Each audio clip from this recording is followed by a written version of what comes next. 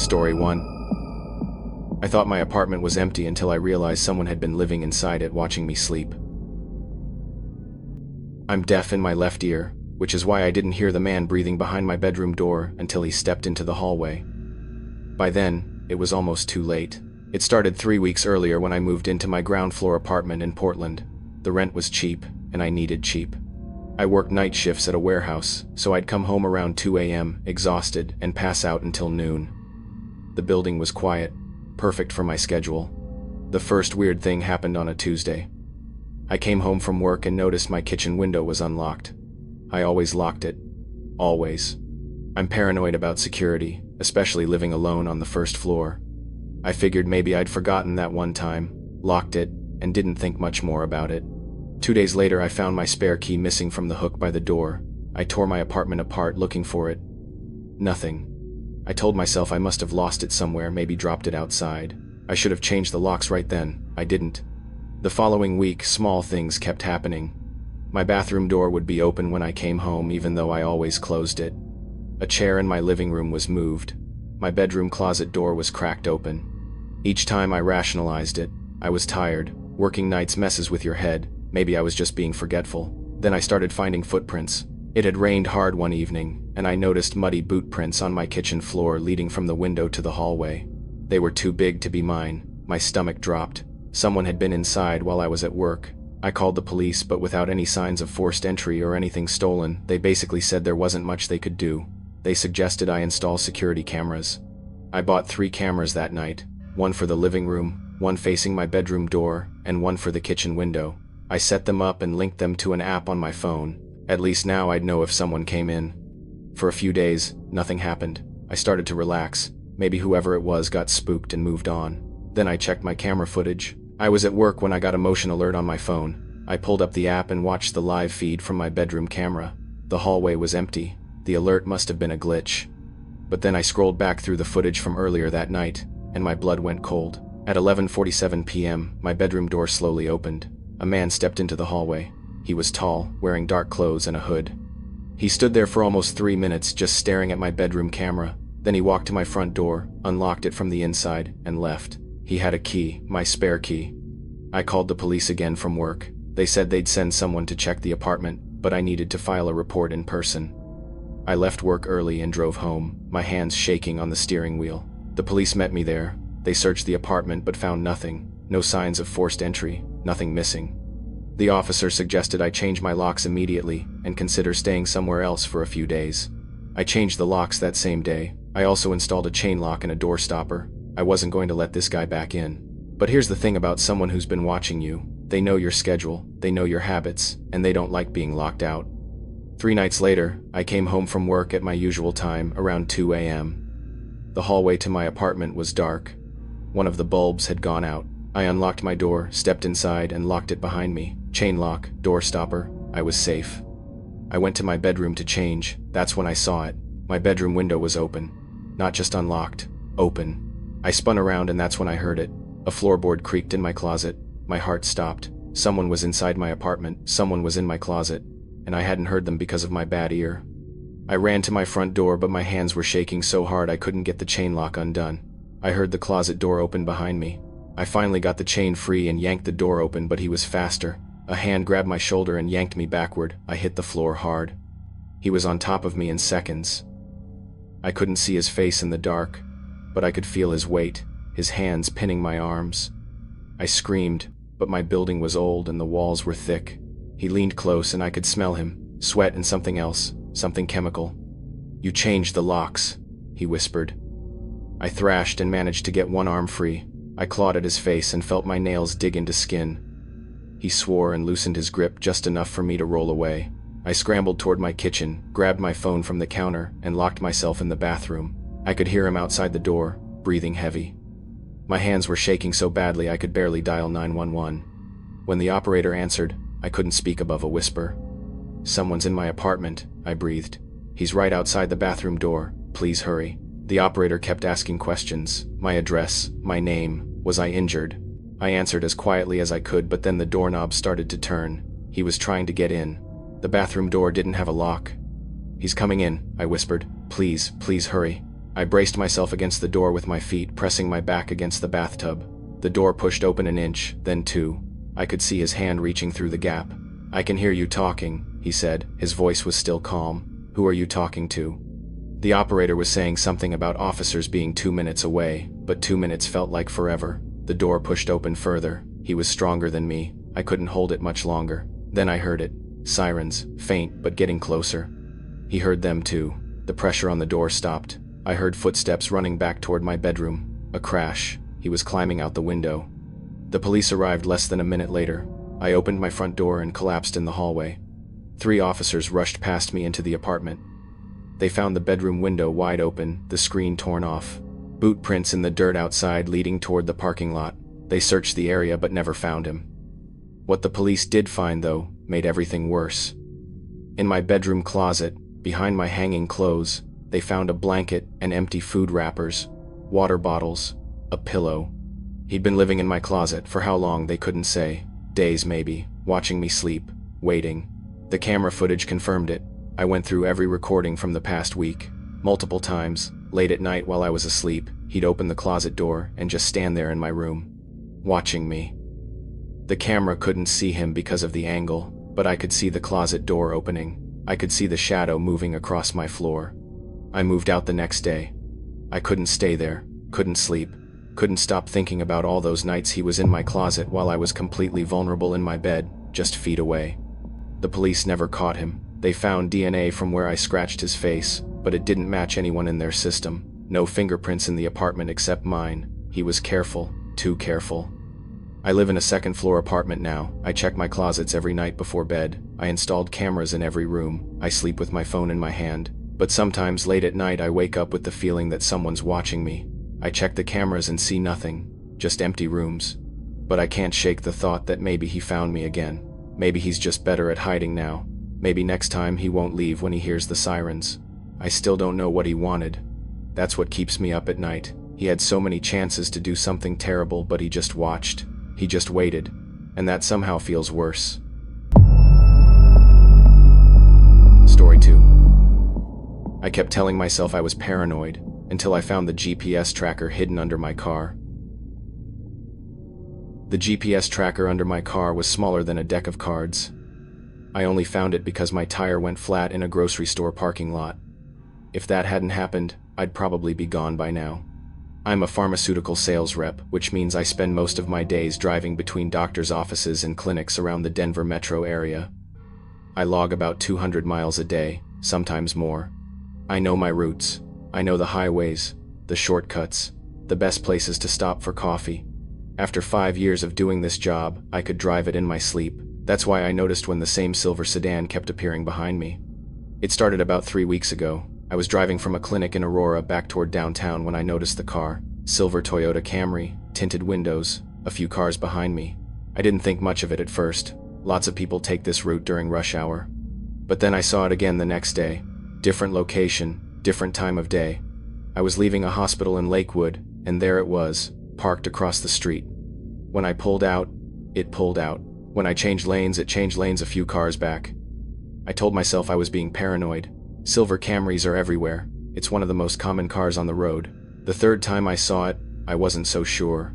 I was having lunch at a cafe I'd never been to before, in a part of town I rarely visited. I looked out the window and saw the same car parked down the street. Same tinted windows. Same dent in the front bumper. My stomach turned. I tried to get a look at the driver, but the windows were too dark. I thought about approaching the car, but something stopped me.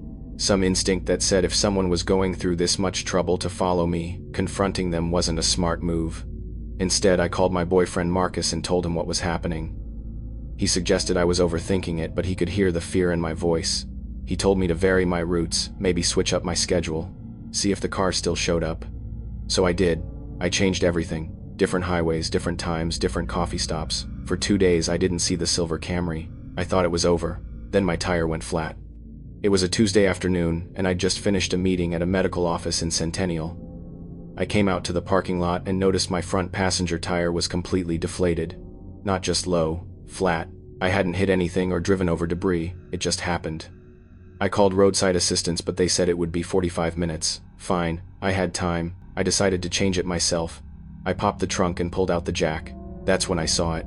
Under the car, attached to the frame near the rear wheel well, was a small black box with a blinking red light. I crouched down to get a better look. It was magnetic, stuck to the metal. The light blinked every few seconds. My hands started shaking. I knew what it was, a GPS tracker. Someone had put a tracker on my car. That's how they always knew where I was. That's how the silver Camry kept finding me.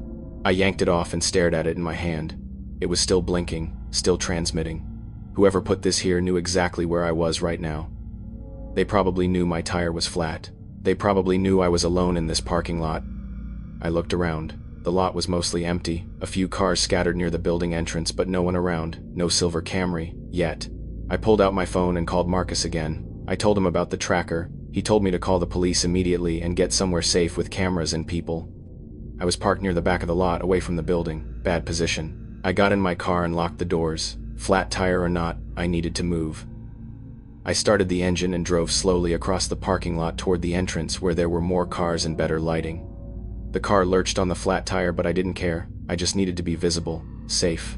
I parked right in front of the building entrance, under a light, and called 911. I explained everything. The silver car, the tracker. The operator said someone would be there in 10 minutes.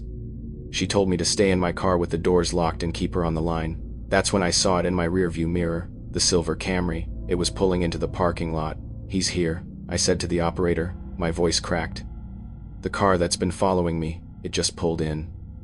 The Camry drove slowly through the lot, like it was searching. It passed my car once, then circled back. It stopped 3 spaces away from me, just sitting there, engine running. "Can you see the driver?" The operator asked. "No, the windows are too dark." We sat there for what felt like forever. Me in my car, him in his, neither of us moving. My heart was pounding so hard I could hear it in my ears. I kept my phone pressed to my face, talking to the operator, telling her what was happening. Then the Camry's door opened. A man stepped out, tall, maybe 6 feet, jeans and a dark jacket, baseball cap pulled low. He walked toward the building entrance like he was just another person going to an appointment. But he wasn't. I knew he wasn't. He stopped about 20 feet from my car and pulled out his phone. He stood there looking at it. Then he looked up, directly at me. Even though I couldn't see his face clearly under the cap, I felt his eyes on me. "He's looking at me," I whispered to the operator. "Officers are 2 minutes away. Stay in the car." The man took a step toward my car, then another, slow, deliberate. My hand went to the door lock button, even though I knew it was already locked. He was 10 feet away now, then 5. He stopped right next to my driver's side window. He leaned down and looked at me through the glass. I could see his face now. Mid-30s maybe. Dark stubble, cold eyes. He smiled. Then he held up his phone. On the screen was a photo of my apartment building. My apartment building. He'd been there. He knew where I lived. I screamed. I don't remember deciding to scream, it just came out. The man's smile widened. He raised his hand and knocked on my window. 3 slow knocks. Then he turned and walked back toward his car. That's when I heard the sirens. 2 police cars came flying into the parking lot, lights flashing. The man broke into a run. He jumped into his Camry and peeled out, tires screeching. The police cars went after him. I sat there shaking, still on the phone with the operator. She kept asking if I was okay, but I couldn't answer. I just watched the police cars disappear down the street. They caught him 6 blocks away, ran a red light and crashed into a parked delivery truck. The police pulled him out and arrested him on the spot. His name was Derek Hollis, 34 years old. He had a record, breaking and entering, stalking, assault. He'd been released from prison 8 months earlier. The police found photos on his phone, hundreds of photos, of me, getting into my car, walking to my apartment, at the grocery store, at the gym. Some were taken from inside my apartment building's hallway. He'd been following me for over a month. They also found things in his car, zip ties, duct tape, a knife, rope, gloves. The detective told me I was lucky, really lucky. They said based on what they found and his history, he'd been planning something bad. The flat tire probably saved my life. If I hadn't found that tracker when I did, I would have kept following my normal routine. And eventually, he would have made his move. The worst part? I found out how he got access to my building. He'd followed me home weeks earlier and waited for someone to open the main entrance, then slipped in behind them. He'd been inside my building multiple times. He knew which apartment was mine. The photos proved it. I moved 2 weeks later. New apartment, new building with better security. I sold my car and bought a different one. Changed my phone number. I check under my car every single day now. I look over my shoulder constantly. I vary my routes obsessively. I installed cameras outside my new apartment door. But sometimes when I'm driving alone on the highway, I catch myself checking the rearview mirror, looking for a silver Camry.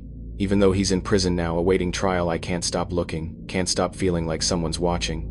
Because for over a month someone was, and I had no idea until my tire went flat in a parking lot. One random flat tire. That's all that stood between me and whatever Derek Hollis had planned. I think about that a lot.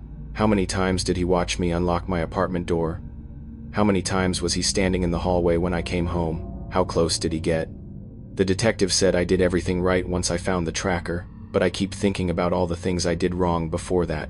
All the times I brushed off that feeling of being watched. All the times I saw that silver car and told myself it was nothing. I don't ignore those feelings anymore. Story 3. When I checked my doorbell footage, I learned someone had stood outside my door for 4 hours while I slept. My smart doorbell recorded someone standing at my front door for 4 hours while I slept.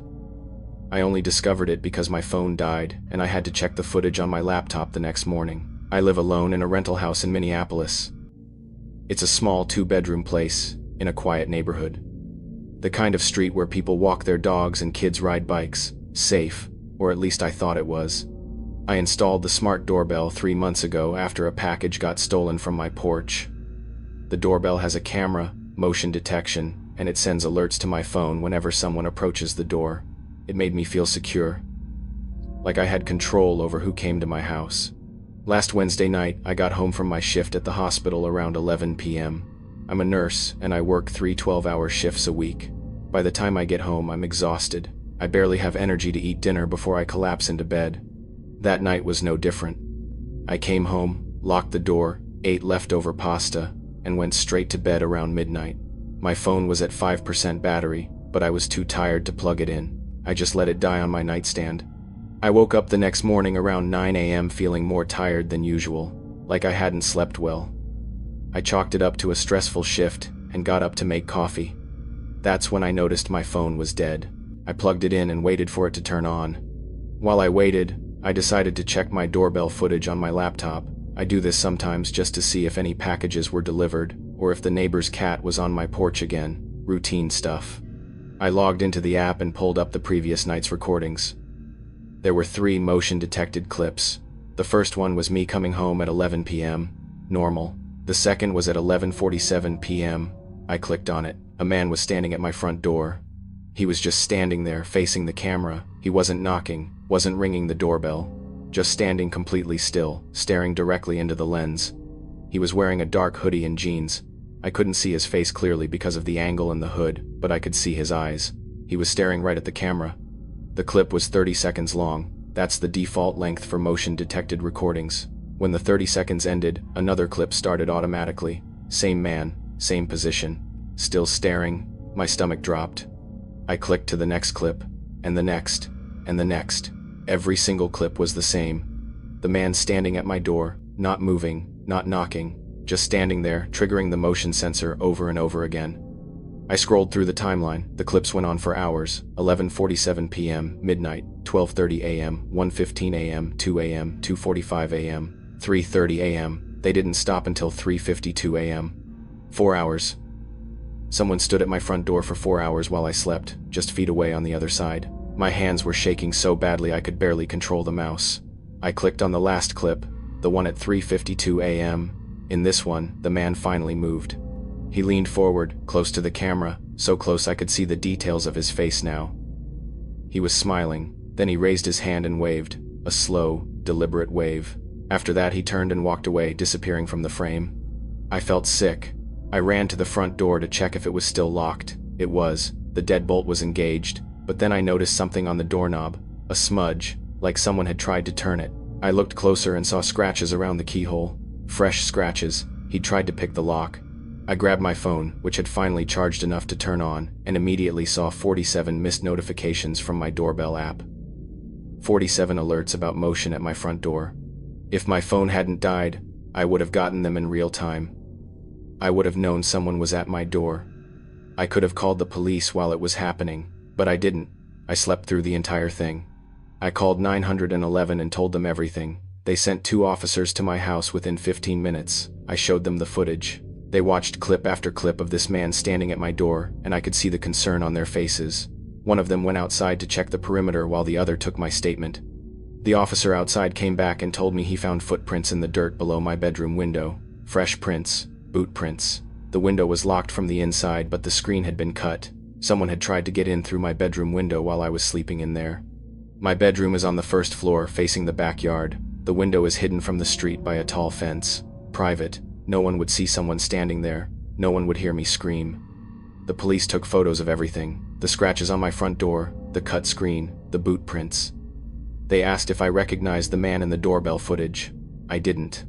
They asked if I'd had any problems with neighbors or ex-boyfriends or co-workers. No, nothing. I had no idea who this person was or why he was targeting me. They told me they'd file a report and increase patrols in the area, but without a clear view of the man's face or any identifying information, there wasn't much else they could do. They suggested I stay somewhere else for a few days, maybe with family or friends, somewhere this person wouldn't know to look for me.